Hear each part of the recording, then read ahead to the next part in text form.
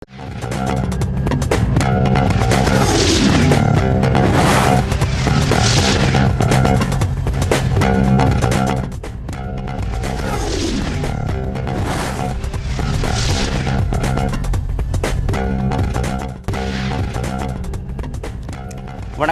அக்னி பரீட்சை நிகழ்ச்சிக்கு வரவேற்கிறோம். நிகழ்ச்சியின் இந்த வார சிறப்பு விருந்தினர் விடுதலை சிறுத்தைகள் கட்சியின் தலைவர் திரு திருமாவளவன் அவர்கள். வணக்கம். வணக்கம்.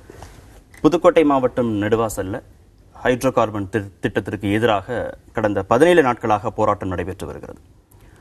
தமிழக அரசு இந்த திட்டத்தை அனுமதிக்க மாட்டோம் அப்படின்னு சொல்றாங்க. மத்திய அரசு சார்பாக மக்கள் விருப்பத்திற்கு எதிராக இந்த திட்டம் செயல்படுத்தப்படாது அப்படின்னு சொல்லப்படுகிறது. பிஜேபி தலைவர்களும் அப்படிதான் பேசுறாங்க. இன்னொரு தரப்புல இந்த திட்டத்தால எந்த விதமான பாதிப்பும் இல்லை அப்படின்னு மத்திய அரசு அறிக்கையும் கொடுக்குது. உங்களுடைய நிலைப்பாடு என்ன? மத்திய அரசின் இந்த திட்டத்தை மக்களோடு சேர்த்து நாங்களும் கடுமையாக எதிர்க்கிறோம். ஏனென்றால் இது நம்முடைய எதிர்கால சந்ததிக்கு செய்கிற ஒரு மாபெரும் துரோகம் என்று கருதுகிறோம். தற்காலிகமாக தற்போதைய பயன், தற்போதைய நலன் மட்டுமே இதில் அரசு பார்க்கிறது. ஆனால் எதிர்காலத்தில் சுற்றுச்சூழல் பாதிப்பு, குடிநீர் ஆதாரம் பாதிப்பு, விவசாயம் பாதிப்பு, இவையெல்லாம் பிற்கால சந்ததியினருக்கு பெரும் சேதத்தை ஏற்படுத்தும். ஆகவே அரசு இப்படிப்பட்ட திட்டங்களை பாதுகாப்பற்ற முறையில் செய்வது உடன்பாடானதல்ல. அதை எதிர்க்கிறோம். நாடு முன்னேறணும், நாடு வளர்ச்சி அடையணும்னா இது போன்ற திட்டங்கள் வேணும். தொடர்ந்து இந்த மாதிரி திட்டங்களை எதிர்க்கிறது அப்படிங்கிறது நாட்டுடைய வளர்ச்சிக்கு எதிரானது அப்படிங்கிற ஒரு வாதம் வைக்கப்படுகிறது. அதை எப்படி பார்க்குறீங்க? இது மேலோட்டமாக பார்க்கிற போது மிக சரியான வாதம்தான். ஆனால் மாற்று வழிமுறைகள் உள்ளன, மாற்று திட்டங்கள் உள்ளன. நாட்டின் வளர்ச்சிக்கு இன்னும் வெவ்வேறு விதமான திட்டங்கள் உள்ளன. இந்த மீத்தேன், அதாவது ஹைட்ரோ கார்பன் என்கிற இயற்கை எரிவாயுவை எடுக்கிற திட்டத்தால் மட்டுமே நாடு வளர்ச்சி அடைந்து விடும் என்று சொல்ல முடியாது. இதில் மொத்தம் 31 இடங்களில் இந்த மீத்தேன் எடுப்பதற்கான அனுமதியை மத்திய அரசு வழங்கியிருக்கிறது. இந்தியா முழுக்க கிட்டத்தட்ட 6-7 மாநிலங்களில். தமிழ்நாட்டில் 2 இடங்களில், காரைக்கால் உட்பட, அது பாண்டிச்சேரி யூனியன் டெரிட்டரி, நெடுவாசல். ஒட்டுமொத்தத்தில் இந்த 31 திட்டங்களிலும் அரசுக்கு கிடைக்கப் போகிற ராயல்டி என்பது 1350 கோடி மட்டும்தான். அதிலே இந்த நெடுவாசல் திட்டத்தால் தமிழக அரசுக்கு கிடைக்கப் போவது வெறும் 40 கோடி ரூபாய். ஆக இதனால் ஒரு நாடு வல்லரசாகிவிடும் என்று சொல்லுவது ஏற்புடையதாக இல்லை. இதனால் தனியார் பயன்பெற முடியும். பல்லாயிரக்கணக்கான லட்சம் கோடிகள் அவர்கள் அதில் பயன்பெற முடியும். அதற்கான வாய்ப்பை இவர்கள் ஏற்படுத்தி தருகிறார்கள். ஆக தனியார் பயன்பெறுவதற்கான திட்டமாகவும் இது இருப்பதனால் இதை நாம் கடுமையாக எதிர்க்கிறோம். அந்த 31 இடங்கள்லையும் திட்டம் அனுமதிக்கப்பட்டிருக்கிறது. அந்த மற்ற இடங்கள்ல எந்த விதமான போராட்டமும் இல்லை அப்படின்னு பிஜேபி சார்பாக பேசக்கூடியவர்கள் சொல்றாங்க. இந்த 2 இடங்கள் காரைக்கால்லையும் நெடுவாசலையும் மட்டும்தான் மக்கள் எதிர்க்கிறாங்க அப்படின்னு சொல்றாங்க. அதாவது அசாம் மாநிலத்தில் கூட இதற்கு எதிர்ப்பு கிளம்பியிருப்பதாக நாம் அறிய வருகிறோம். மற்ற இடங்களில் எதிர்ப்பு இல்லை என்பதனால் இதை நாம் சரி என்று ஏற்க முடியாது. நம்முடைய போராட்டத்தை பார்த்த பின்னராவது மக்கள் அதற்கு எதிர்ப்பு தெரிவிக்க வாய்ப்பு இருக்கிறது. இந்த போராட்டத்தில் ஈடுபடக்கூடியவர்களுடைய பின்னணியை ஆராயணும் அப்படின்னு மத்திய அமைச்சர் பொன் ராதாகிருஷ்ணன் சொல்றாரு. இந்த போராட்டத்துக்கு பின்னாடி அரசியல் இருக்கு அப்படிங்கிற அடிப்படையில் அவர் சொல்றாருன்னு எடுத்துக்கிறதா? எப்படி பார்க்கறது? எல்லா போராட்டங்களின் பின்னாலும் அரசியல் இருக்கிறது. அரசியல் இல்லாமல், அரசியல் கட்சிகள் இல்லாமல், அரசியல் தலைவர்கள் இல்லாமல் ஒரு போராட்டம் கூர்மைப்படுத்தப்படாது. மக்கள் இயல்பாக தம்முடைய பாதிப்பிலிருந்தும் தம்முடைய நலன்களில் இருந்தும் எதிர்ப்பை தெரிவிப்பார்கள். அப்படி எதிர்ப்பு தெரிவிக்கிற போது அதை அரசியல் படுத்துவது அரசியல் சக்திகளின் கடமை. அந்த வகையிலே இதன் பின்னணியில் அரசியல் இருக்கிறது என்பது உண்மைதான். ஆனால் இது மத்திய அரசுக்கு எதிரானது என்ற நோக்கத்தில் பாரதிய ஜனதா கட்சி தலைவர்கள் சொல்கிறார்கள். இது மத்திய அரசுக்கு எதிரான போராட்டம் அல்ல, மக்கள் நலன் சார்ந்த போராட்டம். இல்ல, அப்படியே அவங்க சொல்லவே இல்லையே. நாட்டுடைய வளர்ச்சிக்கு தான் இந்த திட்டம் வேணும்னு தானே சொல்றாங்க. நாட்டுடைய வளர்ச்சி, தனிநபர்கள் தியாகம் பண்ணணும்னு இலகணேசன் சொல்றாரு. நாட்டுடைய வளர்ச்சிக்காக தனிநபர்கள் தியாகம் பண்ணணும் அப்படின்னு சொல்றாங்க. தனிநபர் தியாகம்னு அவர் சொல்லல, மொத்தத்தில் ஒரு மாநிலமே தியாகம் செய்யணும்னு சொல்றாங்க. அப்போ ஒட்டுமொத்தத்தில் இந்தியாவில் தமிழகத்தை பலி கொடுத்து விட்டு இந்தியாவை வல்லரசாக்க வேண்டும் என்பதுதான் அவர்களின் நோக்கமா என்று நமக்கு தெரியவில்லை. பல இடங்களில், தமிழ்நாட்டில் மட்டுமல்ல பல இடங்களில் இந்த அனுமதி வழங்கப்பட்டிருக்கிறது, நாம் மறுக்கவில்லை. ஒட்டுமொத்தத்தில் அத்தனை இடங்களிலும் இதற்கு மக்கள் எதிர்ப்பு தெரிவிக்க வாய்ப்பு இருக்கிறது. அப்படி தெரிவிப்பதும் சரிதான் என்பது என்னுடைய வாதம். அந்த எதிர்ப்பை தான் எந்த விதமான புரிதலும் இல்லாம எதிர்க்கிறாங்க. ஏன்னா இவர்கள் எல்லோருமே இந்த தொழில்நுட்பம் சார்ந்த ஒரு புரிதலோடு செயல்படுகிறார்கள் அப்படின்னு சொல்ல முடியாதுங்கிறதான் பொன் ராதாகிருஷ்ணனுடைய கருத்து. இந்த திட்டம் பற்றிய சரியான புரிதல் இல்லைங்கிறதா அவருடைய கருத்து. புரிதல் இல்லாமல் இதில் களத்தில் யாரும் இல்லை. எல்லோரும் புரிதலோடு தான் இந்த போராட்டத்தில் களமிறங்கி இருக்கிறார்கள். அவங்க அந்த பதில் சொல்ல முடியாமல் இந்த மாதிரியான ஒரு குற்றச்சாட்டுகளை அவங்க சொல்கிறாங்க. இதற்கு எத்தனையோ நாடுகளில் சான்றுகள் உள்ளன. அண்மையில் கூட ஒரு அமெரிக்காவிலே மெக்சிகோ என்கிற இடத்தில் மிகப்பெரிய விபத்து நடந்ததாக கூட சமூக வலைத்தளங்களில் அதை போட்டு காட்டிக் கொண்டிருக்கிறார்கள். அமெரிக்காவிலே இன்னொரு மாநிலத்தில் இந்த திட்டம் நடைமுறைக்கு வருவதற்கு முன்பு பூகம்பம் என்பது ஆண்டுக்கு 13 அல்லது 15 முறை தான் வரும். ஆனால் இந்த திட்டம் நடைமுறைக்கு வந்த பிறகு ஆண்டுக்கு 200 to 250 முறை நிலநடுக்கம் வருகிறது என்ற கருத்தும் பதிவாகி இருக்கிறது. பல இடங்களில் பல நாடுகளில் இந்த திட்டத்தை படிப்படியாக மூடிக்கொண்டு வருகிறார்கள் என்பதும் உண்மை. இது அவர்களுக்கும் தெரியும். 2008 திமுக காங்கிரஸ் கூட்டணியில் இருக்கிற போது, ஆட்சி பொறுப்பில் இருக்கிற போது தான் இந்த திட்டம் செயல்படுத்தப்பட்டது அப்படின்னு மத்திய அமைச்சர் சொல்றார். 2009 மக்களவைக்கு நீங்க தேர்ந்தெடுக்கப்படுகிறீர்கள். அப்போது இந்த திட்டம் குறித்த தகவல் ஏதேனும் உங்களுக்கு தெரிய வருமா? அதாவது ஒட்டுமொத்தத்தில் காவிரி டெல்டா பகுதிகளில் இப்படிப்பட்ட திட்டங்கள் நடைமுறையில் இருக்கிறது என்பது தெரியும். நெடுவாசல் என்பதை பற்றி இப்போதுதான் தெரியும். காவிரி டெல்டா பகுதிகளில் மீத்தேன் எடுப்பதற்கு எதிர்ப்பு தெரிவித்து மக்கள் போராடுகிற போது விடுதலை சிறுத்தைகள் அந்த களத்தில் நின்று இருக்கிறோம். பல போராட்டங்களில் பங்கேற்றிருக்கிறோம். ஷேல்கேஷ் என்கிற பெயரால் பாறை எரிவாயு எடுப்பதற்கான முயற்சி மேற்கொள்ளப்பட்டது. அப்போது காங்கிரஸ் யூபிஏ கவர்மெண்ட் இருந்தது. விடுதலை சிறுத்தைகள் அதை கடுமையாக நாங்கள் எதிர்த்திருக்கிறோம். எந்த கட்சி இதை அனுமதி கொடுத்தது, எந்த கட்சி அனுமதி கொடுக்கவில்லை என்பதல்ல பிரச்சனை. பாரதிய ஜனதாவா, காங்கிரஸா, திமுகவா, அதிமுகவா என்பதல்ல பிரச்சனை. இந்த திட்டத்தால் நாட்டுக்கு என்ன நலன், மக்களுக்கு என்ன நலன், இதனால் ஏற்பட போகிற பாதிப்பு நலன்களை விட கூடுதலா குறைவா என்றுதான் பார்க்க வேண்டுமே தவிர இதில் எந்த கட்சி ஆட்சியின் போது இது நடந்தது என்று யார் மீதும் பழி சொல்லுவதற்காக இந்த போராட்டத்தை நாம் முன்னெடுக்கவில்லை. காங்கிரஸ் ஆட்சி காலத்தில் நடந்திருந்தாலும் தவறுதான், திமுக அதற்கு அனுமதி கொடுத்திருந்தாலும் தவறுதான். மக்களுக்கு இப்போது விழிப்புணர்வு ஏற்பட்டிருக்கிறது. அரசியல் கட்சிகளுக்கு இப்போதுதான் அதை பற்றிய புரிதல் ஏற்பட்டிருக்கிறது என்றால் அந்த போராட்டத்தை நடத்தக்கூடிய மக்களுக்கு உரிய விளக்கத்தை தர வேண்டியது மத்திய அரசின் கடமை. தமிழக அரசு இந்த திட்டத்தை அனுமதிக்க மாட்டோம் அப்படின்னு சொல்றாங்க. போராட்ட குழு சார்பா முதலமைச்சரை பார்க்கிற போதும் அந்த உறுதிமொழியை முதலமைச்சர் கொடுத்திருக்கிறார். தமிழக அரசால் மத்திய அரசை எதிர்த்து இந்த திட்டத்தை செயல்படுத்த முடியாம பண்ண முடியும் நீங்க நினைக்கிறீங்களா? மத்திய அரசை எதிர்த்து போராடக்கூடிய அளவுக்கு மாநில அரசு இப்போது வலுவோடு இருப்பதாக நாம் கருதவில்லை. முன்னாள் முதல்வர் ஓ பன்னீர்செல்வம் அவர்கள் பொறுப்பேற்ற போது கூட பல திட்டங்கள், ஜெயலலிதா அம்மையாரால் எதிர்க்கப்பட்ட பல திட்டங்கள் உடனுக்குடன் இசைவளிக்கப்பட்டன மத்திய அரசால். இப்போதும் கூட அதே நிலைதான். மத்திய அரசு எதிர்க்கக்கூடிய அளவுக்கு வலுவாக இருக்கிறது என்று நாம் சொல்ல முடியவில்லை. ஆனாலும் இப்போது முதல்வராக இருக்கிற மாண்புமிகு எடப்பாடி பழனிசாமி அவர்கள் இந்த திட்டத்தை நாங்கள் ஏற்க முடியாது, அனுமதிக்க மாட்டோம் என்று கூறியிருக்கிறார். அதில் அவர் உறுதியாக இருக்க வேண்டும். மத்திய அரசு இதை கைவிடும் என்று நாம் நம்புகிறோம். தமிழக அரசு மத்திய அரசுடைய கைப்பாவையாக செயல்படக்கூடாது அப்படின்னு நீங்க சொல்லியிருக்கீங்க. செயல்படுது அப்படின்னு நினைக்கிறீங்களா? அதாவது தமிழக அரசியலில் ஒரு குழப்பம் இருப்பதும் பலவீனமான ஒரு நிலையில் இருப்பதும் அனைவரும் அறிந்த ஒன்று. இந்த நிலையில் மத்திய அரசு தன்னுடைய செல்வாக்கை இங்கே நிலைநாட்டுவதற்கு, தனது கட்சியின் வளர்ச்சிக்கு இங்கே வழிகோலுவது என்கிற முயற்சியில் ஈடுபடுகிறதோ என்று அதனுடைய நடவடிக்கைகளிலிருந்து நாம் ஐயப்பட்டோம். அந்த அடிப்படையில் மத்திய அரசு இங்கே தலையிடக்கூடாது, தமிழக அரசை கைப்பாவையாக நடத்த முயற்சிக்கக்கூடாது என்று ஒரு எச்சரிக்கையாக கூறினோம். எந்த அடிப்படையில் அந்த ஐயப்பாடு உங்களுக்கு வந்துச்சு? இப்போ அது மாதிரி என்ன செயல்பாடுகள் இருக்கிறதா நீங்க நினைக்கிறீங்க? தொடர்ந்து ஜெயலலிதா அம்மையார் மருத்துவமனையில் அனுமதிக்கப்பட்ட நாளிலிருந்து மத்திய அரசு பல்வேறு வகைகளில் தலையீடு செய்திருக்கிறது. அடக்கம் செய்கிற வரையில் கூட எப்போதும் இல்லாத வழக்கத்திற்கு மாறாக மத்திய அமைச்சர் வெங்கையா நாயுடு அவர்கள் ஓரிரு நாட்கள் இங்கேயே தங்கியிருந்து அவருடைய உடலை அடக்கம் செய்வதற்கு வரையில் இருந்தார். அடுத்து ஓ பன்னீர்செல்வம் அவர்கள் நான் முன்பு குறிப்பிட்டதைப் போல முதல்வராக இருந்தபோது ஜெயலலிதா அம்மையாரால் எதிர்க்கப்பட்ட ஜிஎஸ்டி தொடர்பான இசைவு, உதய் மின் திட்டத்திற்கான அந்த இசைவளித்தல், இப்படி பல்வேறு திட்டங்களுக்கு உடனுக்குடன் ஒப்புதல் அவர் அளித்தார். ஆக அந்த திட்டங்கள் எல்லாம் அனைத்தும் ஜெயலலிதா அம்மையார் இருக்கும்போது எதிர்க்கப்பட்டது, கடுமையாக. என்னென்ன மாற்றங்களை நாங்கள் செய்யணும்னு சொன்னோமோ அந்த மாற்றங்களை மத்திய அரசு செய்வதற்கு ஒப்புக்கொண்டது. அந்த அடிப்படையில் நாங்கள் இதெல்லாம் ஏற்றுக்கிட்டோம் தான் அவங்க சொல்றாங்க. அந்த மாற்றங்களை ஜெயலலிதா அம்மையார் இருக்கும்போது கூட செய்திருக்கலாம், ஏன் செய்யவில்லை?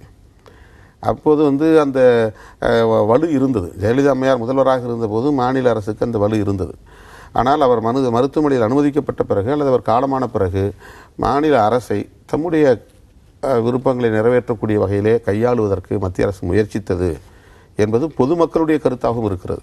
ஜல்லிக்கட்டு போராட்டத்தில் மாணவர்கள், இளைஞர்கள் எல்லாரும் போராடக்கூடிய அந்த சமயத்தில் ஒரு நாளில் அதற்கான சட்டத்தை கொண்டு வர முடிந்தது. மத்திய மாநில அரசுகள் இணைந்து அதற்கான முனைப்புகள் எடுத்தாங்க. ஆனால் இன்னைக்கு 17 நாட்களாக இந்த போராட்டம் நடைபெற்று கொண்டு இருக்கிறது. மத்திய மாநில அரசுகள் இந்த விஷயத்தில் நெடுவாசல் பிரச்சனையில் சுணக்கம் காட்டுகிறார்கள் அப்படின்னு எடுத்துக்கிறதா எப்படி பார்க்கிறது? மத்திய அரசு இந்த திட்டத்தை எப்படியாவது நடைமுறைப்படுத்த வேண்டும் என்பதில் உறுதியாக இருக்கிறது.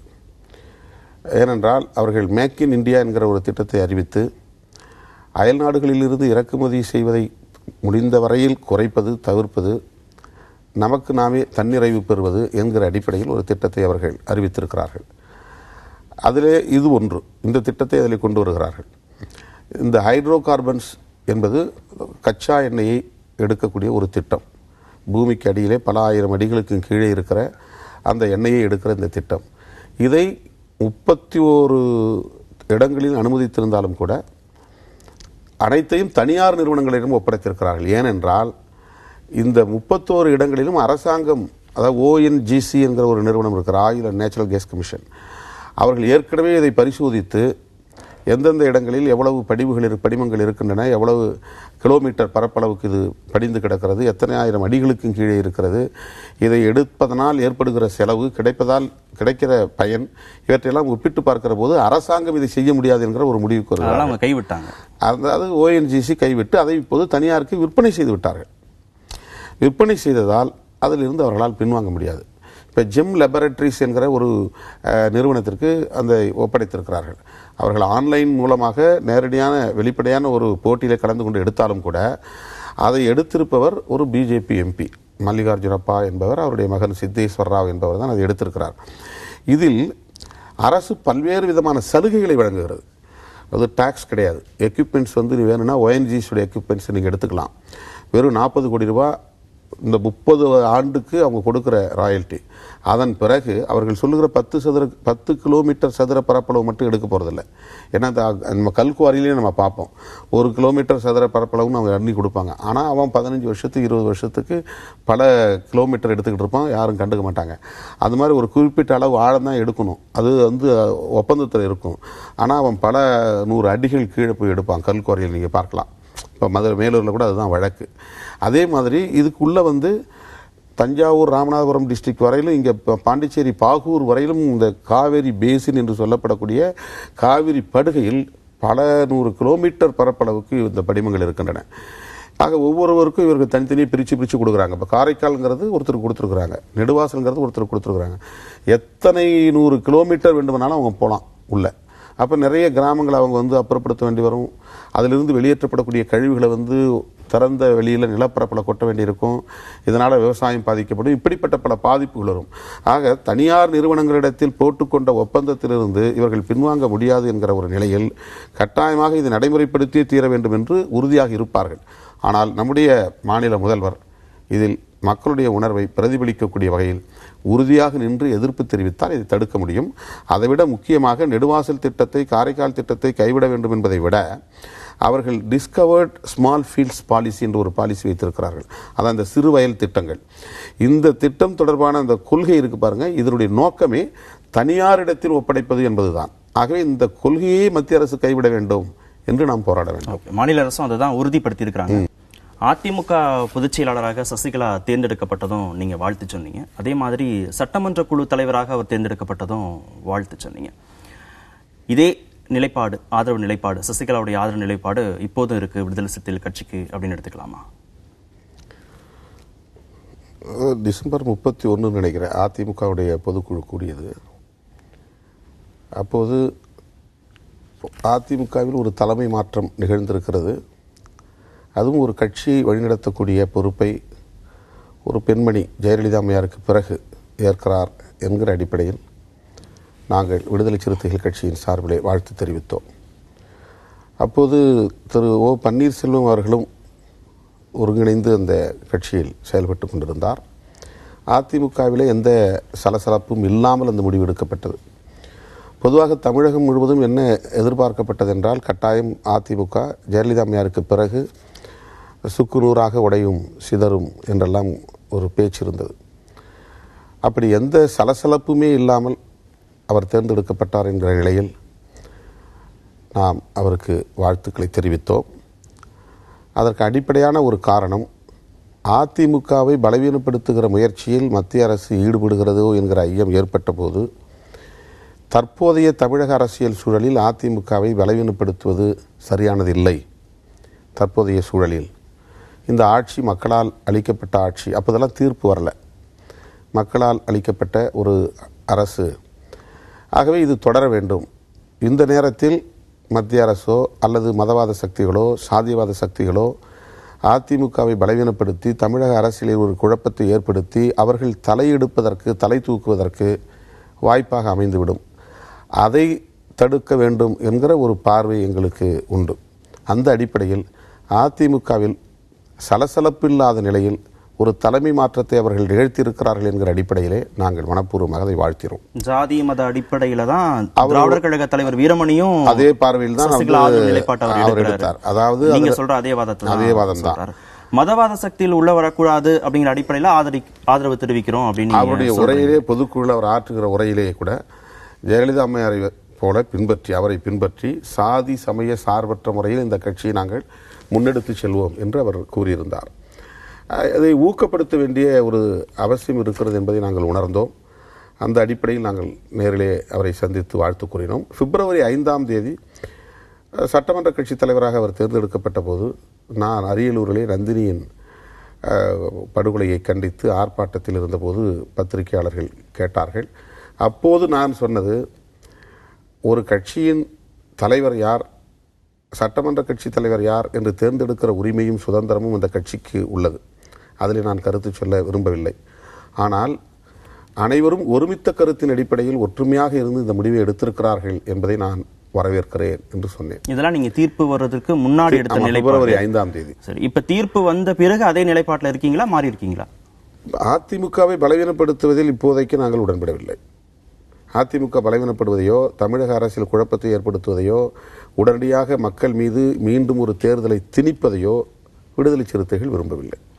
நம்பிக்கை வாக்கெடுப்பு நடைபெற்ற சமயத்தில் சட்டமன்றத்தில் மைக்குகள் உடைக்கப்பட்டது, நாற்காலிகள் உடைப்பட்டன, பல்வேறு விதமான சர்ச்சைக்குரிய சம்பவங்கள், விமர்சனத்திற்கு உள்ளான சம்பவங்களாக நிறைய நடைபெற்றது. யார் மீது தவறுன்னு நீங்க நினைக்கிறீங்க? அதிமுகவினர் மீது தவறுன்னு நினைக்கிறீங்களா, இல்ல திமுகவினர் மீது தவறுன்னு நினைக்கிறீங்களா? இது நாடாளுமன்ற ஜனநாயகத்தில் நிலவுகிற வழக்கமான ஒரு நடைமுறை. இல்ல அப்படி கடந்து போயிட முடியுமா? இல்ல, கடந்து போறதுக்கு இல்லை. இது ஏதோ ஒரு குறிப்பிட்ட நாளில் ஒரு சம்பவம் அப்படிங்கிற மாதிரி இல்லை. இது பலமுறை தமிழக சட்டமன்றத்தில் இது மாதிரி நிகழ்ந்திருக்கிறது. எம்ஜிஆர் இறந்த பிறகு ஆட்சியை கைப்பற்றுவதற்கு அதிமுகவிலேயே போட்டி நிகழ்ந்தது. அப்போது கூட சட்டசபை கூடிய போது இதைவிட மிக மோசமான முறையிலே வன்முறைகள் நிகழ்ந்திருக்கின்றன. ஆக ஒட்டுமொத்தத்தில் நாடாளுமன்ற ஜனநாயகத்தில் உள்ள குறைபாடுகளின் விளைவாகத்தான் இவை நிகழ்கின்றன என்பதை நாம் அடிப்படையில் புரிந்து கொள்ள வேண்டும். அதன் பிறகு அன்றைக்கு நடந்த சம்பவத்தை நாம் பார்க்கிற போது, அன்றைக்கு நம்பிக்கை வாக்கெடுப்பு நடத்துவதற்கு ஒரு முறை சபாநாயகர் அறிவிக்கிறார். அது சட்டத்தில் இருக்கிற விதிகளை பின்பற்றுகிறோம் என்று அவர் கூறுகிறார். ஆனால் திராவிட முன்னேற்ற கழகத்தின் சார்பில் இது வெளிப்படையாக நடத்தக்கூடாது, ஒரு ரகசிய வாக்கெடுப்பு தேவை என்கிற கோரிக்கை வைத்தார்கள். எதிர்க்கட்சி, ஒரு வலுவான எதிர்க்கட்சி இந்த கோரிக்கை வைக்கிற போது அந்த கோரிக்கையை பரிசீலித்திருக்க வேண்டும் என்பதுதான் எங்களுடைய கருத்து. அதை முற்றிலுமாக புறக்கணித்து விட்டார்கள், அல்லது அவர்களை குண்டுகட்டாக கட்டி தூக்கி வெளியே போட்டுவிட்டு அந்த தேர்தலை நடத்தி முடித்தார்கள் என்பதிலே எங்களுக்கு மாற்று கருத்து உண்டு. மற்றபடி அந்த சட்டத்தில், அதாவது அவையை எவ்வாறு நடத்துவது என்பது தொடர்பான அந்த விதிகளில் அதிகாரம் இருக்கிறது. அப்படி ரகசிய வாக்கெடுப்பு நடத்துவதற்கான ஒரு தெளிவான வரையறை அதில் இல்லை. அதில் என்ன சொல்லப்பட்டிருக்கிறது என்றால், விரும்புகிறவர்கள் ஒரு தாளில் பெயரை எழுதி கொடுக்கலாம் என்ற ஒரு நடைமுறை இருப்பதாக சொல்லப்படுகிறது. ஆனால் எப்போதுமே இப்படிப்பட்ட நம்பிக்கை வாக்கெடுப்பு நடத்துகிற போது டிவிஷன் என்கிற அடிப்படையில் தான் வாக்களிப்பு நிகழும். ஒன்று குரல் வாக்கெடுப்பு நடக்கும், அல்லது கையை உயர்த்த சொல்லி வாக்கெடுப்பு நடக்கும். நாடாளுமன்றத்தை பொறுத்தவரையில் பொத்தானை அமுக்கி பச்சை சிவப்பு என்கிற அடிப்படையில் வாக்களிக்கிற முறை நிகழும். சட்டமன்றத்தில் நான் 2.5 ஆண்டுகள் தான் இருந்தேன். மற்றபடி இதுவரையில் நான் இருந்தபோது அப்படி ஒரு நம்பிக்கை வாக்கெடுப்பு நடத்துகிற சூழல் அமையவில்லை. இதுவரையில் அப்படி ஒரு நிகழ்வு இங்கே தமிழக சட்டமன்றத்தில் நடந்ததில்லை. அதனால்தான் வேறு சில மாநிலங்களில் நடந்ததை ஒரு சான்றாக காட்டி திராவிட முன்னேற்றக் கழகத்துடைய செயல் தலைவர் இந்த கோரிக்கையை வைத்தார். திமுக ஒரு வலுவான எதிர்க்கட்சி என்கிற போது அந்த கோரிக்கை பரிசீலித்திருக்கலாம், அல்லது பேச அனுமதித்து அவர்களுக்குரிய விளக்கத்தை தந்திருக்கலாம். 1 நாள் 2 நாள் தள்ளி கூட அந்த நம்பிக்கை வாக்கெடுப்பை அவர்கள் நடத்தியிருக்கலாம். 2 முறை ஒத்திவைக்கப்பட்ட பிறகுதானே அது நிறைவேற்றப்பட்டது. திமுக இல்லாமலேயே அது நடத்தப்பட்டது என்பதுதான். அவர்களை அனுமதித்திருக்கலாம், அனுமதித்து கூட நடத்தியிருக்கலாம். நடத்தியிருந்தாலும் அவர்கள் வெற்றி பெற்று இருக்க முடியும். அன்னைக்கு நடந்த சம்பவத்துக்கு யார் காரணம் நீங்க நினைக்கிறீங்க? யார் மீது தவறு நீங்க நினைக்கிறீங்க? இது குறிப்பா இவர்தான் தவறு செய்தார், அவர்தான் தவறு செய்தார் என்று சொல்லுகிற ஒரு விஷயமாக இதை பார்க்க வேண்டியதில்லை. அன்னைக்கு இப்போ திமுக தரப்பில் என்ன சொல்லப்படுகிறதுனா, அவை ஒத்திவைக்கப்பட்ட பிறகுதான் பேரவைத் தலைவருடைய மேடையில் திமுக உறுப்பினர்கள் ஏறினார்கள், அவை நடந்து கொண்டிருக்கிற போது ஏறவில்லை என்று அவர்கள் விளக்கம் தருகிறார்கள். பேரவைத் தலைவர் இல்ல, ஸ்டாலின் இருந்தார்ல, பேரவைத் தலைவருக்கு மரியாதை கொடுத்திருக்க வேண்டியது இல்ல, அவருடைய வார்த்தைக்கு கட்டுப்பட்டிருக்க வேண்டியது இல்ல, கட்சியுடைய தலைவர் அங்கதானே இருக்கிறார். அவை ஒத்திவைக்கப்பட்ட பிறகு அவை நடக்காத நேரங்களில் அவர்கள் மேலே ஏறினார்கள். அதுவும் தவறுதான் என்று அவர் அதற்கு வருத்தம் தெரிவித்திருக்கிறார். வருத்தம் தெரிவித்த பிறகு அதில் போய் நம்ம கமெண்ட் சொல்றது சரியில்லை. ஏன்னா சட்டப்பேரவையிலேயே விவாதம் நடந்திருக்கு. அந்த விவாதத்திற்கு முன்னாடியே சபாநாயகரை போய் பார்த்து திமுக செயல் தலைவர் ஸ்டாலின் அவர்கள் தன்னுடைய வருத்தத்தை வெளிப்படுத்தியிருக்கிறார். அப்போது அவர் சட்டை கிழிந்ததை காட்டியிருக்கிறார் சபாநாயகர். அதற்காக நான் மன்னிப்பு கேட்டுக்கொள்கிறேன் என்று கூறியிருக்கிறார். பிறகு அந்த பிரச்சனையை அவர் அவை குறிப்பில் பதிவு செய்வதற்காக சபாநாயகர் அதை பற்றி பேசுகிற போதும் திமுக செயல் தலைவர் அதற்காக தன்னுடைய வருத்தத்தை அவர் பதிவு செய்திருக்கிறார். சபாநாயகர் ஒரு மிக முக்கியமான ஒரு குற்றச்சாட்டை வைக்கிறார். நான் தலித் என்ற காரணத்தால் இது மாதிரி எல்லாம் நான் நடத்தப்பட்டேன் அப்படின்னு ஒரு குற்றச்சாட்டை வைக்கிறார். அதை எப்படி பார்க்குறீங்க? அந்த மாதிரி அவர் சொல்லக்கூடாதுன்னு நம்ம சொல்ல முடியாது. அப்படி அவர் உணர்ந்திருந்தால் சொல்லுவதற்கு அவருக்கு உரிமை இருக்கிறது, சுதந்திரம் இருக்கிறது. ஆனால் நமக்கு என்ன அதில் ஒரு கேள்வி எழுகிறது என்றால், பாதிக்கப்பட்டவராக இருந்து சபாநாயகர் மட்டுமே இந்த குரலை வெளிப்படுத்துகிறாரே தவிர, ஆளுங்கட்சி தரப்பிலிருந்து அங்கே கிட்டத்தட்ட 120 பேருக்கு மேலாக சட்டமன்ற உறுப்பினர்கள் இருந்தார்கள், அமைச்சர்கள் இருந்தார்கள், முதல்வர் இருந்தார். அவர்கள் தரப்பிலிருந்து ஒருவர் கூட இப்படி நிகழ்ந்தது, அவர் தலித் என்பதனால் அவரை இழிவுபடுத்தினார்கள், இதை நாங்கள் கண்டிக்கிறோம் என்று ஆளுங்கட்சி தரப்பிலிருந்து ஏன் ஒருவரும் பேசவில்லை என்பதுதான் என்னுடைய கேள்வி. ஆளுந்தரப்பிலிருந்து பேசல, ஆளுங்கட்சி தரப்பிலிருந்து. இப்போ முதல்வர் அங்கே தான் இருந்தார், அவை முன்னவர் அங்கே தான் இருந்தார், சட்டமன்ற உறுப்பினர்கள் அமைச்சர்கள் அங்கே இருந்தார்கள். தன்னுடைய கட்சிக்காரருக்கு இப்படி ஒரு அவமதிப்பு நேருகிற போது அவர்கள் கொதித்திருக்க வேண்டாமா? அவர்கள் குமுறி இருக்க வேண்டாமா? அதை கண்டித்திருக்க வேண்டாமா? வெளிப்படையாக அதை சொல்லி இருக்க வேண்டாமா? ஏன் அவர்கள் வாய் திறக்கவில்லை? அப்ப நடக்காதது சபாநாயகர் சொல்றாருன்னு நான் அந்த பொருளில் சொல்லவில்லை. எல்லோருக்கும் அந்த பொறுப்பு இருக்கு. இப்ப அவர் ஒரு தலித் என்கிற அடிப்படையில் கிளைம் பண்ணல, திருமாவளவன் தனக்கு ஆதரவாக குரல் கொடுக்கணுங்கிறதுக்காக அவர் பேசல, அல்லது வேற தலித் இயக்கங்கள் தனக்கு ஆதரவாக பேசணுங்கிறதுக்காக அவர் அதை சொல்லலை. தனக்கு ஏற்பட்ட அவமதிப்பை அல்லது வலியை அவர் வெளிப்படுத்துகிறார். அது உண்மையில் நிகழ்ந்ததா நிகழவில்லையா என்பது நமக்கு தெரியாது, நாம் அவையில் இல்லை. அது நிகழ்ந்ததா இல்லையா என்பதை உறுதிப்படுத்துகிற பொறுப்பு ஆளுங்கட்சிக்கு இருக்கிறதா இல்லையா, அதுதான் என்னுடைய கேள்வி. சரி, படக்காட்சிகள், திமுக சட்டமன்ற உறுப்பினர்களுடைய செயல்பாடுகள் தொடர்பான படக்காட்சிகள் வந்திருக்கு. அந்த அடிப்படையில் நீங்க அவங்க மீது விமர்சனம் வைக்கிறதுக்கு நீங்க இது வரைக்குமே நீங்க முன் வரவே இல்லை. அதை நீங்க கண்டிக்கிறீங்களான்னு கூட தெரியல. ஆனா சபாநாயகர் வைக்கக்கூடிய குற்றச்சாட்டு மட்டும் தெரிஞ்சுதா தெரியலையான்னு தெரியல, பேசினாங்களா பேசலையான்னு தெரியலன்னு சொல்றீங்க. திமுக செயல் தலைவருடைய சட்டை கிழிக்கப்பட்டது, சபாநாயகருடைய சட்டை கிழிக்கப்பட்டது என்று நமக்கு தெரிய வருகிறது. இதை நாங்கள் வன்மையாக கண்டிக்கிறோம் என்று விடுதலை சிறுத்தைகள் உடனடியாக அறிக்கை வெளியிட்டோம். திமுகவுடைய நடவடிக்கையை 2 பேருடைய சட்டம் கிழிஞ்சிருக்கு. அந்த நடவடிக்கைகளை சட்ட கிழிஞ்சுதான் இவரும் காட்டுறாரு, அவரும் காட்டுறாரு. அப்ப இந்த மாதிரி சட்ட கிழியக்கூடிய அளவுக்கு நடந்து கொள்வது மக்களுடைய பிரதிநிதிகள் செய்யக்கூடிய நடவடிக்கைகளா? சட்ட கிழிகிற நடவடிக்கைகளை கூட அவங்கவங்களா கிழிச்சுக்கிட்டாங்கன்னு தான் பரஸ்பரம் குற்றச்சாட்டு வைக்கிறாங்க. இவங்க தரப்புல அவங்க கிழிச்சாங்க, அவங்க தரப்புல இவங்க கிழிச்சாங்கன்னு கூட குற்றச்சாட்டு செய்திருந்தாலும் அநாகரியம் தான். ஒருவருக்கொருவர் மாறி கிழித்துக் கொண்டாலும் அது அநாகரியம் தான். நான் மக்களால் தேர்ந்தெடுக்கப்பட்ட பிரதிநிதிகள், அவை மரபை நாம் காப்பாற்ற வேண்டும், மாண்புகளை நாம் காப்பாற்ற வேண்டும். அதற்குரிய ஒழுங்கு நமக்கு தேவை. ஆகவே அந்த ஒழுங்கிணைத்தை நாங்கள் கண்டிக்கிறோம். இப்ப நீங்க சொல்ல வர்றது இரு கட்சிகள் மீதான தனிப்பட்ட குற்றச்சாட்டுகளா விமர்சனங்களாக நீங்க வைக்க விரும்பல, ஒட்டுமொத்தமா அங்க நடந்த சம்பவங்களை நீங்க எதிர்க்கிறீங்க. சம்பவங்கிறது நம்முடைய அவை மரபுகளுக்கு மீறியது, நம்முடைய தகுதிக்கு மீறியது. நாம் மக்களுடைய பிரதிநிதிகள். ஆக அந்த இடத்துல நம்ம எப்படி நடந்துக்கணும்னு இருக்கு. ஒரு செல்ஃப் டிசிப்ளின் ஒன்று இருக்கு, ஒரு தன்னொழுக்கம் அப்படிங்கிறது ஒன்று இருக்கு. அந்த இடத்துல நம்மளை மறந்துட்டு நம்ம போய் ஒரு பேரவைத் தலைவருடைய நாற்காலியில் உட்கார்றதோ, அல்லது அவர் சட்டை பிடிச்சி இழுக்கிறதோ, அவர் கையை பிடிச்சி வலிக்கிறதோ, இதெல்லாம் கூட தன்னொழுக்கத்தை மீறிய செயல். அதனால் அந்த மாதிரியான ஒரு ஒழுங்கீனமான போக்குகளை தான் நம்ம கண்டிக்கிறோம். ஒருவேளை அவர் தலித் அப்படின்னு தலித்துங்கிறதுனால தான் என்னை வந்து இழிவுபடுத்தினாங்கன்னு அப்படின்னு அவர் உணர்ந்தார்னா, அப்படி அவர் உணரக்கூடாதுன்னு நம்ம சொல்ல முடியாது. அப்படி நிகழ்ந்திருக்கலாம், அவர் உணர்ந்திருக்கலாம். அதுக்கு நான் அப்படி ஆதாரம் சொல்ல முடியும்? அவர் பொய் சொல்றாருன்னு எப்படி நான் சொல்ல முடியும்? சொல்ல முடியாது.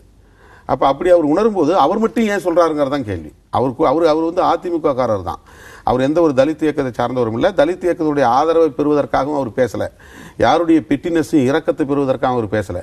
தனக்கு ஏற்பட்ட வழியை அவர் வெளிப்படுத்துறார். அப்ப வெளிப்படுத்தும் போது ஆளுங்கட்சி ஏன் தனது பொறுப்பை தட்டி கழிக்கிறது அப்படின்னு அதை உறுதிப்படுத்தணும். அப்படி உறுதிப்படுத்தினா பலரும் வந்து அதுல வந்து தன்னுடைய கருத்தை சொல்ல முடியும். கூவத்தூர்ல விடுதியில சட்டமன்ற உறுப்பினர்கள் தங்க வைக்கப்பட்டிருந்தாங்க. நேரடியாக சட்டமன்றத்தில் கொண்டு வரப்பட்டு நம்பிக்கை வாக்கெடுப்புல கலந்துக்கிட்டாங்க. சுதந்திரமாக அவர்களை செயல்பட விட்டிருந்தா, தொகுதிக்கு அவங்களை அனுப்பியிருந்தா, மக்களுடைய உணர்வுகளை, மக்களுடைய கருத்துக்களை கேட்டிருந்தா இந்த வாக்கெடுப்பு அப்படிங்கிறது மாறி போயிருக்கும் அப்படின்னு சொல்லப்பட்ட கருத்தை நீங்க எப்படி பாக்குறீங்க? அப்படிலாம் விட்டால் அவங்க ஆளுங்கட்சியாக இருக்க முடியாதுல்ல. ஆளுங்கட்சிங்கிறது ஆளுங்கட்சிக்கு தன்னுடைய வலிமையை வெளிப்படுத்துறதுக்கு அவங்க என்ன ஸ்ட்ராட்டஜி வேணாலும் எடுப்பாங்க. அதில் என்ன கொஸ்டின் அப்படின்னா, கேள்வினா, யாரெல்லாம் வந்து அடைத்து வைக்கப்பட்டார்கள் சொல்லப்படுகிறதோ அவர்களில் யாராவது ஒருத்தர் வந்து எங்களை வந்து அடைச்சி வச்சிருக்கிறாங்க, எங்களுக்கு சுதந்திரம் இல்லை, எங்களால் சுதந்திரமாக சிந்திக்க முடியல அப்படின்னு யாருமே சொல்லலையே. இல்லை, சரவணன் சொன்னாரே. வெளியே வந்த பிறகு தானே சொல்கிறாரு. நீங்கள் சொல்கிறது இன்னும் மிச்சம் இருக்கிற ஆட்கள் தானே. 1-2 பேர் சொல்லியிருக்காங்க. அவங்க தரப்பு என்ன சொல்கிறாங்கன்னா, சரவணன் இங்கே உட்காந்துட்டு வந்து லூஸ் டாக் பண்ணார், அதனால் நீங்கள் வெளியே போகணும், நாங்கள் தான் அனுப்பிச்சோம் அப்படின்னு அவங்க சொல்கிறாங்க.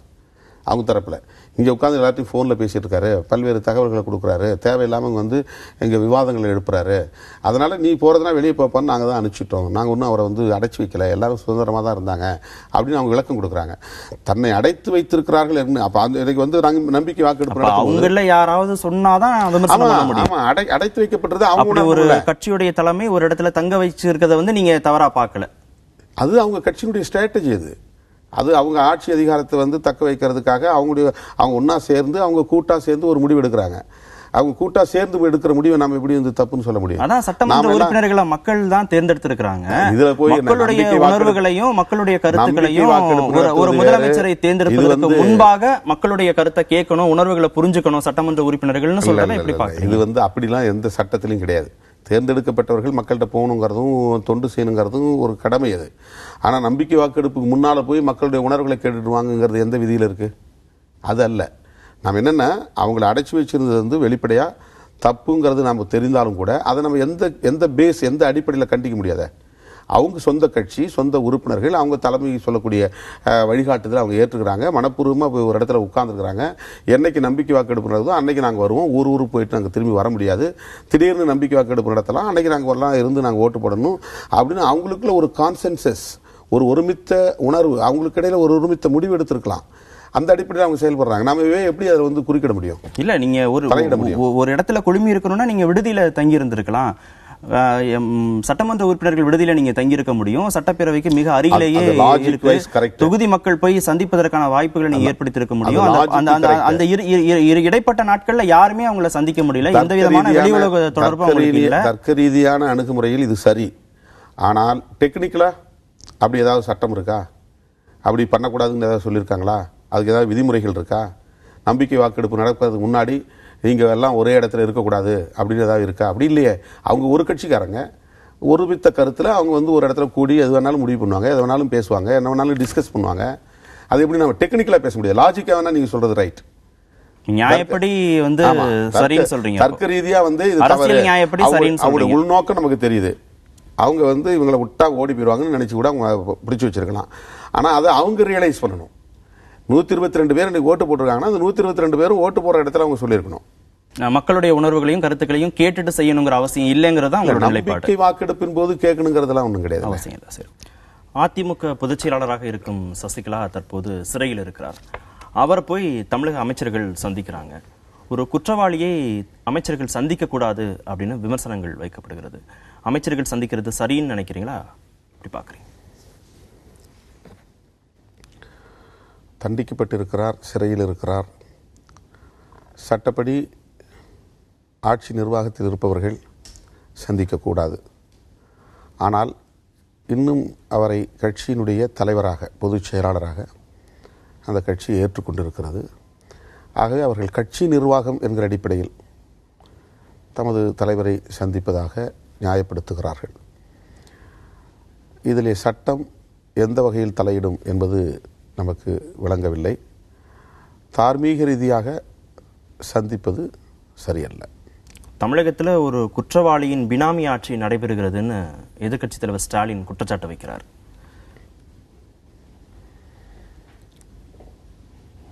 ஒரு எதிர்க்கட்சி தலைவர் என்கிற முறையில் தனது தரப்பு நியாயத்தை அவர் சொல்கிறார்.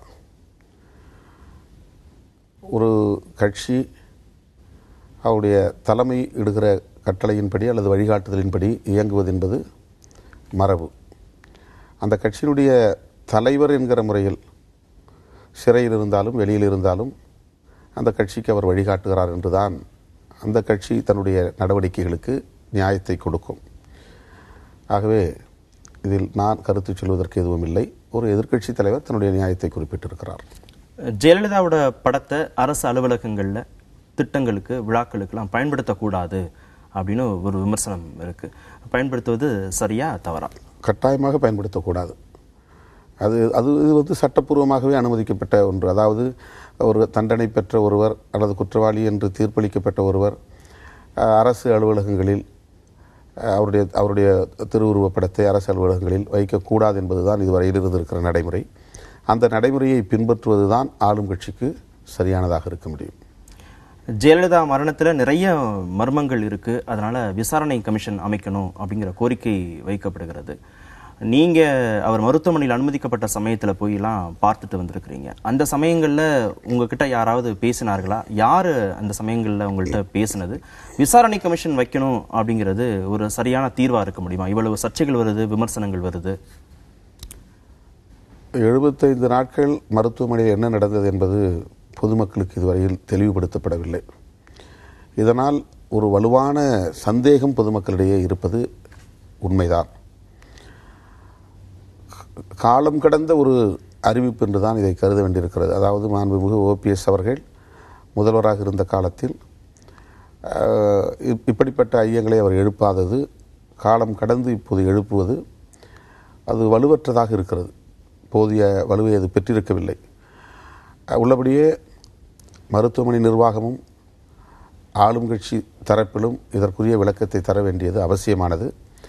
ஆனால் நீதி விசாரணை நடக்குமா, அதற்கு யார் ஆணையிடுவார்கள், எப்படி இது நடக்கும் என்பதெல்லாம் நமக்கு விளங்கவில்லை. நீங்க மருத்துவமனையில போன சமயத்துல யார் உங்ககிட்ட திரு OPS அவர்களும் திரு தம்பிதுரை அவர்களும் தான் என்னை வரவேற்றார்கள். அதன் பிறகு சென்ற அத்தனை பேரையும் வரவேற்று அவர்களுக்கு விளக்கம் சொன்னது இந்த இரு தலைவர்களும் தான், மூத்த தலைவர்களும் தான். அன்றைக்கு யாரை சந்தித்தீர்கள் என்று ஊடகவியலாளர்கள் கேட்டபோது நான் மூத்த தலைவர்களை சந்தித்தேன் என்று மட்டும் சொல்லிவிட்டு வெளியேறிவிட்டேன். ஆக இந்த 2 தலைவர்கள் இப்போது வெவ்வேறு அடியில் இருக்கிறார்கள். இவர்களுக்கு ஒரு பொறுப்பு இருக்கிறது, 2 பேருக்குமே பொறுப்பு இருக்கிறது. ஜெயலலிதா அம்மையார் எந்த காரணத்தால் மருத்துவமனையில் அனுமதிக்கப்பட்டார், என்ன சிகிச்சை அவருக்கு அளிக்கப்பட்டது, எந்த காரணத்தால் அவர் உயிரிழக்க நேர்ந்தது என்பதை வெளிப்படையாக அவர்கள் மக்களுக்கு சொல்ல வேண்டியது மிக மிக முக்கியமானது. 2 பேருக்கும் இந்த பொறுப்பு இருக்கிறது. அதிமுக பொதுச் செயலாளராக இருக்கும் சசிகலா சொத்து குவிப்பு வழக்கில் தண்டிக்கப்பட்டு சிறையில் இருக்கிறார். எதிர்காலத்தில் அதிமுகவோடு கூட்டணி வைப்பதற்கு விடுதலை சிறுத்தைகள் கட்சிக்கு இந்த விஷயம் அப்படிங்கிறது ஒரு நெருடலா இருக்கும் அப்படின்னு பார்க்கலாமா? நான் பல முறை சொல்லியிருக்கிற இந்த தேர்தல் அரசியலுக்கு வந்ததிலிருந்து, அதாவது எங்களை போன்ற வளரும் கட்சிகளை கூட்டணியில் சேர்த்துக் கொள்வது பற்றி பெரிய கட்சிகள் தான் முடிவு செய்கின்றன. நாங்கள் என்ன விரும்பினாலும் எதை முடிவு செய்தாலும் திமுக அதிமுக ஆகிய 2 கட்சிகள் கூட்டணிக்கு தலைமை தாங்குகிற ஒரு சூழலில் யார் யாரை தங்களோடு இணைத்துக் கொள்வது, கூட்டணியில் பகிர்ந்து கொள்வது, இடங்களை பகிர்ந்து கொள்வது என்பதை அவர்கள்தான் முடிவு செய்கிறார்கள். திமுகவாக இருந்தாலும் சரி, அதிமுகவாக இருந்தாலும் சரி, எதிர்வரும் சட்டமன்ற தேர்தலோ அல்லது நாடாளுமன்ற தேர்தலோ அவர்கள் என்ன முடிவெடுக்கப் போகிறார்கள் என்று இப்போது நாம் சொல்ல முடியாது. நாங்கள் தற்போது இடதுசாரிகளோடு இணைந்து மக்கள் நல கூட்டு இயக்கத்தில் பணியாற்றி வருகிறோம். உள்ளாட்சி தேர்தல் அறிவிப்புக்கு பிறகு கூட்டணி குறித்து நாங்கள் பேசுவோம். அதேபோல நாடாளுமன்ற தேர்தலோ அல்லது சட்டமன்ற தேர்தலோ அறிவிக்கும் போதுதான் கூட்டணியை பற்றி முடிவு செய்வோம். இப்ப நீங்க மக்கள் நல கூட்டணி இல்ல, மக்கள் நல கூட்டு இயக்கமாக செயல்படுறீங்க. அது தேர்தல் வரைக்கும் தொடருமா? அது தொடர வேண்டும் என்பதுதான் எங்களுடைய ஆசை. விடுதலை சிறுத்தைகள் அந்த அடிப்படையில் தான் தொடர்ந்து இயங்குகிறோம். மாற்று அரசியலை முன்வைத்து இன்னைக்கு மாணவர்கள் இளைஞர்கள் எல்லாருமே களத்துக்கு வந்திருக்கிறாங்க. ஜல்லிக்கட்டு போராட்டத்திற்கு பிறகு அதற்கான அந்த களம் வந்து கட்டமைக்கப்பட்டிருக்கிறதா தான் உணர முடிகிறது. நீங்களும் மாற்று அரசியலை வந்து முன்வைத்தீர்கள். அதிமுக திமுகவுக்கான மாற்று அரசியல் அப்படிங்கிறத முதலாக முன்வைத்தது நீங்க தான். இப்ப அதற்கான சூழல் கணிந்திருப்பதாக பார்க்குறீங்களா? இன்னும் அதை வலுவோடு எடுத்து செல்ல முடியும் அப்படின்னு நம்புறீங்களா? கட்டாயமாக எடுத்து செல்ல முடியும். அதில் இப்போ மாணவர்கள் இளைஞர்கள் ஒரு நல்ல நோக்கத்தோடு தொலைநோக்கோடு அவர்கள் அரசியலுக்கு வருவதை வரவேற்கிறோம், பாராட்டுகிறோம். அனைவருக்கும் உரிமை இருக்கிறது. ஆனால் ஏற்கனவே இந்த களத்தில் 100 ஆண்டு காலம் இருந்து பணியாற்றி கொண்டிருக்கிற 70-75 ஆண்டுகள் பணியாற்றி கொண்டிருக்கிற இடதுசாரிகளும் 25 ஆண்டு காலமாக இந்த களத்தில் இருக்கிற விடுதலை சிறுத்தைகளும் ஒரு மாற்று அரசியலை ஏற்கனவே முன்வைத்திருக்கிறோம், தொடர்ந்து முன்வைப்போம். புதிய சக்திகளோடு இணைந்து நாங்கள் பணியாற்ற விரும்புகிறோம். அதற்கு கட்சி சார்பற்ற பொதுமக்களும் அரசியல்படுத்தப்பட்ட ஜனநாயக சக்திகளும் ஆதரவளிக்க வேண்டும். 75 ஆண்டுகள் இடதுசாரிகள் இருந்தாங்க, 25 ஆண்டுகள் விடுதலை சிறுத்தைகள் கட்சி களத்தில் இருந்துச்சுன்னா சொல்றீங்க. ஜல்லிக்கட்டு போராட்ட சமயத்தில் மாணவர்கள் இளைஞர்கள் முன்வைத்த மிக முக்கியமான கோஷம் அரசியல் கட்சிகள் வந்து இந்த போராட்டத்துக்குள்ள வரக்கூடாது அப்படிங்கிறதான். இன்னைக்கு நெடுவாசல் போராட்டத்தையும் அவங்க தன்னெழுச்சியா தான் தொடங்கி இருக்கிறாங்க. அரசியல் சார்பு இல்லாம, இந்த சாயம் இல்லாம இந்த போராட்டத்தை நடத்தணும்னு தான் அவங்க விரும்புறாங்க. இவர்கள் அரசியல் கட்சிகளை சேர்ந்தவர்கள் தாமாக முன் வந்து அவர்களுக்கான ஆதரவை தெரிவிக்கிறாங்களே தவிர அவர்கள் வந்து இவர்களுடைய வருகையை விரும்புவதாக தெரியல. இதை எப்படி புரிஞ்சுக்கிறது? இது வந்து அரசியல் கட்சிகளுடைய தோல்வி அப்படின்னு எடுத்துக்கிறதா? எதிர்கால அரசியல் இது என்ன மாதிரியான தாக்கத்தை ஏற்படுத்தும்னு புரிஞ்சுக்கிறது? இது அரசியல் கட்சிகளின் விளைவு. இது அரசியல் கட்சிகளால் உருவாக்கப்பட்டிருக்கிற விளைவு. இது அரசியல் கட்சிகளின் தோல்வின்னு இதை பார்க்க முடியாது. ஜல்லிக்கட்டு உரிமை போராட்டமாக இருந்தாலும் சரி, இன்றைக்கு நெடுவாசல் போராட்டமாக இருந்தாலும் சரி, இதற்கான விழிப்புணர்வை அடித்தளத்தில் எழுப்பியது அரசியல் கட்சிகள் தான். அது சுயம்புவாக ஒரு போராட்டம் என்பது வெடித்து விடாது. அதற்கான முன் ஏற்பாடுகள், முன் களங்கள், அதுக்கான பல்வேறு போராட்ட களங்கள் எல்லாம் அதுக்கு அடிப்படையாக அமைந்திருக்கின்றன. அடுத்து அரசியல் இன்றைக்கு இருக்கிற கட்சிகளோடு தாம் தொடர்பு வைத்துக் கொள்ளக்கூடாது என்பது ஒரு உத்தி, அது ஒரு ஸ்ட்ராட்டஜி. ஆனால் ஒரு அரசியல் கட்சியாக மாறாமல் அவர்களால் தொடர்ந்து போராட முடியாது. மாணவர்களாக இருந்தாலும் இளைஞர்களாக இருந்தாலும் கட்சி சார்பற்ற முறையில் தொடர் போராட்டத்தை முன்னெடுக்க முடியாது. ஆனா ரெண்டுக்கும் வித்தியாசம் இருக்குல்ல. இங்க நீங்க வந்து ஒரு தனிநபர் தலைவராக அடையாளப்படுத்தப்படுகிறார், வாக்குகள் அப்படிங்கிறது அவரை முன்னிலைப்படுத்துகிறது. ஆனா அவங்க கூட்டு தலைமை பத்தி பேசுறாங்க. திரும்ப மறுபடியும் அவங்க வந்து ஒரு அரசியல் அமைப்பா மாறிதான் ஆகணும், வேற வழி இல்லை. எந்த அமைப்பா இருந்தாலும் சரி. அசாமில் கூட மாணவர்கள் போராட்டம் நடத்தினார்கள். பிறகு அசாம் கணபரிஷத்துன்னு ஒரு அமைப்பை உருவாக்குனாங்க. அப்புறம் தான் அவங்க வந்து ஆட்சியை கைப்பற்றினார்கள். ஆகவே கட்சி சார்பற்று தொடங்குவது என்பது ஒரு உத்தி. அது எந்த கட்சியோடு எங்களை அடையாளப்படுத்திக்க மாட்டோம், அப்போதான் நாங்கள் பொதுமக்களை வந்து அணிதிரட்ட முடியும். பிறகு ஒரு அமைப்பாக மாறுவதும் அது ஒரு அரசியல் கட்சியாக மாறுவதும் தவிர்க்க முடியாதது. மறுபடியும் வந்து அவங்களுடைய கொள்கை திட்டங்கள் வேறாக இருக்கலாம், நாம் வைக்காதது அவங்க புதுமையாக வைக்கலாம், அது வேறு விஷயம். ஆனால் ஒரு அமைப்பாக மாறாமல், அரசியல் கட்சியாக மாறாமல் தொடர முடியாது பயணத்தை. திமுக தலைவர் திரு கருணாநிதியை போய் கோபாலபுரம் இல்லத்தில் சந்திச்சிருக்கிறீங்க. அதில் 2 செய்திகள் வருது. ஒரு செய்தி திரு கருணாநிதியை சந்திப்பதற்கு அனுமதி கொடுக்கப்படலை அப்படின்னு ஒரு செய்தி வருது. ஆனால் அவங்க கட்சியுடைய பொதுச் செயலாளர் சொல்கிற போது, ரவிக்குமார் சொல்கிற போது, நாங்கள் போய் திரு கருணாநிதியை பார்த்தோம் அப்படின்னு சொல்றாரு. இதில் எது உண்மை? எந்த செய்தியை எடுத்துக்கிறது? பொய் சொல்லணுங்கிறது அவசியம் கிடையாது. அவரோட கூட்டணியில் இருக்கும்போது நாங்கள் வந்து மாதம் ஒரு முறை சந்திப்போம். அதுக்கெல்லாம் வந்து ஒரு நோக்கம் கிடையாது. அவர் ஒரு முதிர்ந்த தலைவர், மூத்த தலைவர், ஒரு பழுத்த அரசியல் தலைவர். அவரோடு போய் நாங்கள் பல விஷயங்களை வந்து கூட்டணி இருந்த காலத்தில் விவாதிச்சிருக்கிறோம். தலித் இஷ்யூஸ், விமன் இஷ்யூஸ், இப்படி பல்வேறு பிரச்சனைகளை போய் பேசியிருக்கிறோம். செயல் தலைவராக நீங்கள் இப்போ சசிகலாமையாரை போய் பார்த்து வாழ்த்து தெரிவித்தது குறிப்பிட்டீர்கள். அதற்கடுத்து உடனடியாக செயல் தலைவராக இவர் தேர்ந்தெடுக்கப்பட்டு உடனே அவரை போய் நாங்கள் சந்தித்து வாழ்த்து தெரிவித்தோம். ஓபிஎஸ் அவர்களையும் சந்தித்து பேசினோம். இப்போ இதுக்கெல்லாம் வந்து எந்த அரசியல் நோக்கமும், கூட்டணி என்கிற அந்த நோக்கங்கள்லாம் ஒன்றும் கிடையாது. அவரை சந்தித்து வாழ்த்து தெரிவித்தது ஒரு மரியாதை நிமித்தம். இவர் செயல் தலைவராக தேர்ந்தெடுக்கப்பட்டவுடன் சந்தித்து வாழ்த்து தெரிவித்ததும் ஒரு மரியாதை நிமித்தம். இப்போது மார்ச் 1ஆம் தேதி வழக்கமாக அவரோடு நட்பில் இருந்த காலத்திலிருந்து நாங்கள் அவருக்கு வாழ்த்து சொல்வது உண்டு. அதுல கூட அன்னைக்கு 1ஆம் தேதி இன்னொரு ஜெயலலிதான்னு சொன்னதுக்கு பிறகு, நீங்க பேட்டி கொடுத்ததுக்கு பிறகு திமுக உங்ககிட்ட காட்டின நெருக்கம் அப்படிங்கிறது சற்று இடைவெளி ஏற்பட்டு குறைந்ததாக தெரிஞ்சது. அதன் பிறகு காவிரி விவகாரத்துல நீங்க வந்து கடிதம் எழுதுனீங்க, செயல் தலைவரானவன வாழ்த்து சொன்னீங்க. இப்ப பிறந்த நாளுக்கும் போய் நீங்க வாழ்த்து சொல்லியிருக்கிறீங்க. இப்ப நீங்க இந்த சூழலை பார்க்கிற போது திமுகவோடு நீங்க நெருக்கம் காட்டுகிறீர்கள். மறுபடியும் கூட்டணியோடு முடிச்சு போட்டு பார்க்க வேண்டிய அவசியம் இல்லை. ஒரு நட்பாவே பார்க்கலாம். நீ இப்போ உங்களை நான் சந்திக்கிறேன், இதுக்கு எந்த உள்நோக்கத்தையும் யாரும் கற்பிக்கிறதில்லை. ஆனால் அரசியல் தலைவர்கள் சந்தித்து கொண்டாலே அதை வந்து ஒரு கூட்டணி அரசியலோடு வந்து தொடர்ந்து முடிச்சு போட்டு பார்க்குற வழக்கங்கிறது ஒரு சிந்தனை பழக்கமாக அங்கே உருவாகி இருக்கிறது. எந்த அரசியல் நோக்கமும் இல்லாத ஒரு நிலையில் தான் அவரோடு கிட்டத்தட்ட அரை மணி நேரத்திற்கு மேலாக திமுக செயல் தலைவர் அவர்களை சந்தித்து நாங்கள் பேசினோம். அப்போது அவரிடத்தில் கேட்டேன், அப்பா எப்படி இருக்கிறார், அவரை சந்திக்க வேண்டும் என்று. நாளையே நீங்கள் போய் பார்க்கலாம் என்று சொன்னார்.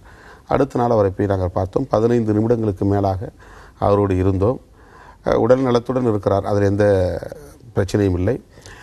அவருக்கு இந்த பகுதியிலே வந்து ஒரு குழாய் பதித்திருப்பதால் பேச முடியவில்லை. ஆனால் உங்களை உணர்ந்து கொண்டார் அவர். திரும்ப திரும்ப மு.க. தமிழரசு அவர்கள் அப்பா 2-3 முறை சொன்னார். ராஜாத்தி அம்மாவும் உடன் இருந்தாங்க. வந்திருப்பவர்கள் வந்து திருமாவளவனும் ரவிக்குமார் அப்படிங்கிறத உணர்ந்து கொண்டதாக நாங்கள் நம்புகிறோம். ஏன்னா எங்களை பார்த்துட்டு நிமிர்ந்து பார்த்தார், ஏதோ பேச முயற்சித்தார், பேச முடியவில்லை. ஜெயலலிதாக்காவை தான் வந்து மக்கள் வாக்களிச்சாங்க. ஆனால் இன்னைக்கு குற்றவாளின்னு நீதிமன்றம் தீர்ப்பு வழங்கி இருக்கிறது. எனவே அவருக்காக வாக்களித்து வந்த அதிமுக அரசு பொறுப்பில் இருக்கிறது அப்படிங்கிறது ஜனநாயகத்துக்கு பாதுகாப்பாக இருக்காது. எனவே ஒரு பொது தேர்தல் நடத்துறது சரியா இருக்கும் அப்படின்னு நீங்க சொல்லியிருக்கிறீங்க. அது அது அந்த அந்த நிலைப்பாட்டில் நீங்க இன்னும் தீர்ப்பு வந்த நேரத்தில் நான் அந்த வாதத்தை வைக்கும்போது என்ன அடிப்படையில் அந்த கருத்தை வைத்தேன்னா, 2 பேருமே நாங்கள் அம்மா ஆட்சியை தான் காப்பாற்ற போறோம்னு சொல்லிட்டு இருந்தாங்க. ஒரு பக்கம் ஓபிஎஸும் வந்து சொன்னார், இன்னொரு பக்கம் வந்து சசிகலா அம்மாவும் அவங்க தரப்புலையும் சொன்னாங்க. இப்போ சசிகலா தரப்பிலும் வந்து ஜெயலலிதா அம்மாவுடைய ஆட்சியை தான் காப்பாற்ற போகிறோம் அப்படிங்கிறாங்க இவங்களும் சொன்னேன். அப்போ தான் நான் தான் சொன்னேன், அப்படி பார்த்தா வந்து ஜெயலலிதா அம்மையாரும் வந்து குற்றமற்றவர் என்று தீர்ப்பளிக்கப்படவில்லை, அவர் காலமாகிவிட்டதால் தண்டிக்கப்படவில்லை என்றுதான் அந்த தீர்ப்பு சொல்லுகிறது. எனவே அவரும் குற்றவாளி என்பது இந்த தீர்ப்பின் மூலம் உறுதிப்படுத்தப்படுகிறது.